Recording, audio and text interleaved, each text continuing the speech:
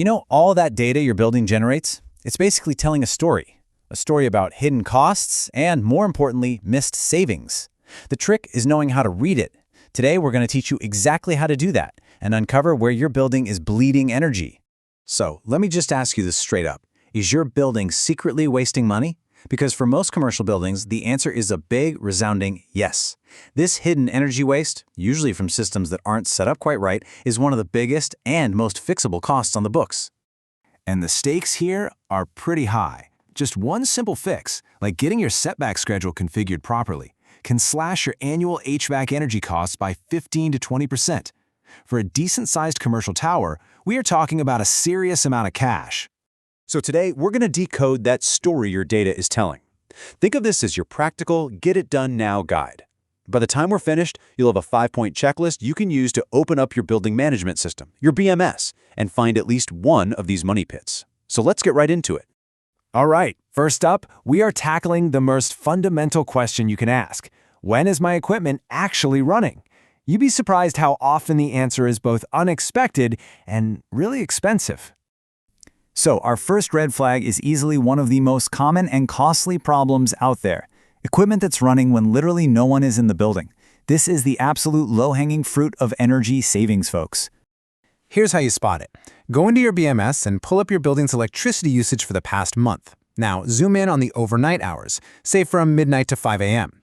This should be your absolute baseline. We're talking just security systems, maybe some servers, emergency lights.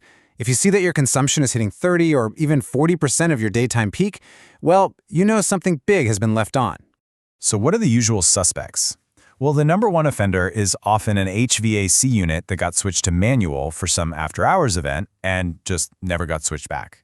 But it could also be tenant equipment, ancient irrigation timers, or even car park fans that are just running on a fixed schedule 24/7.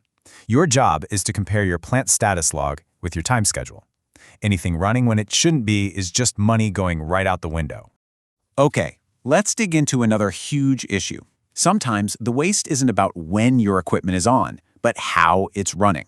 This brings us to a really interesting problem: systems that are literally fighting each other. And here it is, red flag number 2, simultaneous heating and cooling. Oh yeah, it's a classic. And believe me, this happens way more often than any facilities manager wants to admit. Your building is paying to heat air and cool that exact same air at the exact same time. It's wild. So what causes this? Almost always, it's a badly configured deadband. The deadband is just this little buffer, a 2 to 3 degree gap between when the heating kicks on and when the cooling kicks on. Without that gap, your system gets trapped in this endless energy-guzzling war with itself. This slide lays out the whole wasteful cycle perfectly. One zone is trying to cool down to 22 degrees, but the zone right next to it dips below 20 and calls for heat. The air from both zones mixes, and guess what? Neither one ever reaches its target. So both systems just run and run and run, burning through incredible amounts of energy to accomplish absolutely nothing. You can find this in your BMS by looking for zones where those heating and cooling set points are just way too close. You know, this whole set point issue leads us right into red flag number 3, just plain poor set point management. Because even if your systems aren't in an all-out brawl, simple overcooling is a huge, huge source of waste. So what should you look for? Well, just scan your BMS setpoint register. The industry standard ASHRAE 55 says the ideal comfort range is between 23 and 26 degrees Celsius. If you're seeing zones set to 20 degrees, you are definitely overcooling. And as you can see on this chart, every single degree you go below that 23-degree mark costs you a whole lot more in energy. The crazy part is, tenants often can't even tell the difference, but trust me, your utility bill can. All right, let's talk about a close cousin to our very first red flag. This is red flag number 4, conditioning empty spaces. We're not just talking about a single piece of equipment left on, but entire zones being kept at perfect comfort temperatures when they are totally empty, especially over the weekend. This table tells the whole story. Take a look at your BMS data for a Saturday. Are entire floors being held at a perfect 23 degrees Celsius? They shouldn't be. On weekends, that whole building should go into setback mode, which means it just maintains a much wider, less energy-intensive temperature band, say 26 to 28 degrees. Here, you can see floors 12 and 14 are just wasting energy all Saturday. Sunday, on the other hand, shows the correct setback for the whole building. That's what you want to see. This is such a simple fix in the schedule, and the savings are immediate. Okay, for our final point, we need to talk about something a little different. It's not about what you can see in your data, it's about what you can't see. Because as it turns out, sometimes the most expensive problems are hiding in the gaps. And that brings us to our fifth and final red flag, metering gaps. What's a metering gap? It's any time your consumption data just flatlines or drops to zero when it clearly shouldn't. It's a sign that your meter went offline, a sensor died, or your data connection just dropped out. So why is this so critical? Well, there's a saying that goes, unrecorded consumption is unmanaged consumption. And it's 100% true. Think about it. If your chiller's submeter has been offline for a week, you have zero visibility into what it's doing.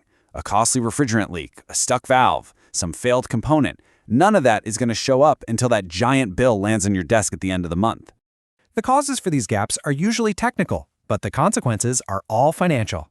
Not only that, but these gaps totally corrupt your data, which can seriously hurt your scores for important ESG reporting standards like GRESB.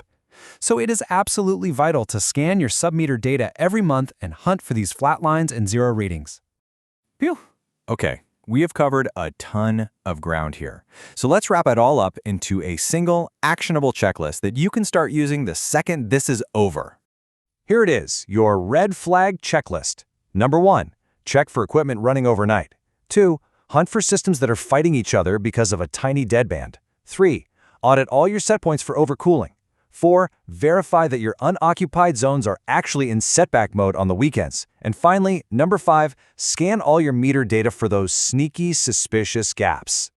And remember, you don't have to fix everything all at once. Seriously, if you open your BMS today and find even 1 or 2 of these red flags, you have found a real, tangible opportunity to cut costs, just sitting there waiting for you. So that really just leaves one last question for you.